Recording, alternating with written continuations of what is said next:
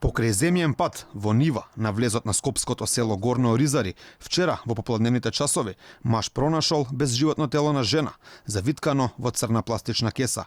Трагичниот случај го потврдиат полицијата, но повеќе детали од таму не откриваат. Според неофицијални информации, станува збор за убиство. Машко лице вчера во 16 часот и 5 минути пријавило дека на патот кон село Горно Оризари, додека извршувал работни задачи во нива во близина на патот, пронашол црна вреќа во која имало човечки труп. По наредба на јавен обвинител, надлежните го истражуваат случајот, а откако судска медицина ќе изврши обдукцијата, ќе може да се соопштат повеќе детали околу смртта, идентитетот на жената, како и тоа дали трагите можеби ќе одведат кон можен извршител на убиство. Фрлената жена случајно ја пронашол маж вработен во комунална хигиена, кој случајот го пријавил во полиција. Од МВР информираат дека за сега немаат пријава за исчезнато лице, ниту пак некаква дојава која би можела да помогне во идентификацијата на пронедената мртва жена.